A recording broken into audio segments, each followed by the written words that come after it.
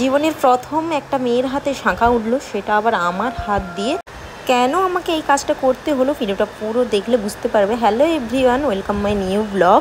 এই দিন ছিল 18ই এপ্রিল আর আমার ছিল দুটো কাজ। আর এই যে কাজ করতে গিয়ে আমি পড়েছিলাম বিশাল একটা ঝামেলায়। লোকেশন ছিল অনেকটা দূরে, তাই আমার বোনকে সঙ্গে করে নিয়ে বেরিয়ে পড়েছি। আর এই যে দেখছো আমার শ্বশুরমশাই আমাকে গাড়ি পর্যন্ত ব্যাগ নিয়ে এগিয়ে দিতে যাচ্ছিলো। আমি ক্যাব বুক করেছিলাম কারণ আমার লোকেশনটা অনেকটা দূরে ছিল, তাই আমি সময় মতো পৌঁছাতে পারবো না, সেই কারণে আমাকে ক্যাব বুক করতে হয়েছিল। সঙ্গে নিয়ে নিয়েছিলাম আমার বোনকে আর ডলিকে। গাড়িতে করে সোজা চলে এলাম আমরা ফার্স্ট লোকেশানে। আর এসেই আমাদের রাস্তায় ঝামেলায় পড়তে হয়েছিল। রাস্তা এতটাই সরু ছিল যে আমাদের গাড়ি ঢুকলো না। টোটো করে সোজা আবার ব্রাইডের বাড়িতে চলে এলাম। আর ব্রাইডের বাড়িতে এসেই যখন আমরা ঢুকি তখন আমার মাথায় হাত দেওয়ার মতো অবস্থা, কেননা এখনও ব্রাইডের গায়ে হলুদ চলছে। আর আমি পৌঁছেছিলাম 3:30 4টে নাগাদ, এখনও ব্রাইড রেডি নেই।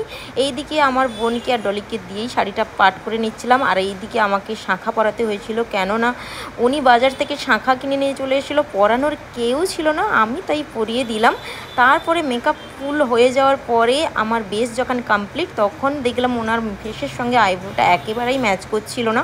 আবার নতুন করে আমাকে ওরা আইব্রোটা থ্রেডিং করার পরে মেকআপটা ঠিক করতে হলো। তারপরে উনি বলেছিল আমার গালে একটু কলকা করে দিতে।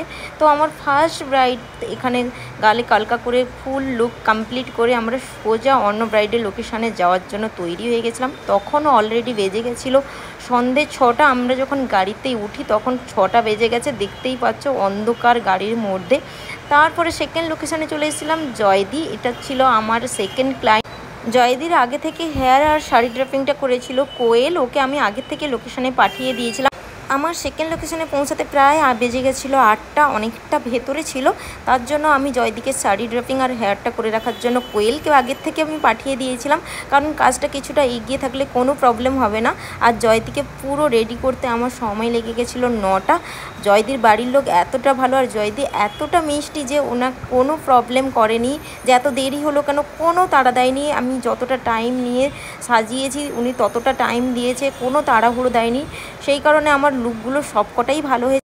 আমাদের জিনিসপত্র গুছিয়ে সব কিছু শেষ হতে আমাদের সময় লেগে গেছিলো প্রায় 10টা। আর সারা দিনের মতো কাজ করার পরে আমাদের দিদি বলেছিল যে একটু ডিনার করে যেতে, তো আমরা ডিনারের জায়গায় চলে এসেছিলাম। ডিনার করার পরে তারপরে দেখি বরযাত্রীও ঢুকে গেছে, চারধারে লোকজন। এনাদের ডেকোরেশনগুলো আমার এতটা পছন্দ হয়েছিল, খুবই পছন্দ হয়েছিল। এরপরে আমাদের বাড়ি ফিরে যাওয়ার পালা। বাইরের ডেকোরেশনটা দেখো, পুরো ছোট চুনি বাল্ব দিয়ে ডেকোরেশন করেছে। কেমন লাগলো ব্লগটা অবশ্যই জানিও। আমার ব্রাইডের লোকগুলো তো তোমরা আগেই দেখেছো, সবাই খুব ভালো বলেছো আর খুব ভালো কমেন্ট করেছো। সবাইকে আমার তরফ থেকে থ্যাংক ইউ আর টাটা।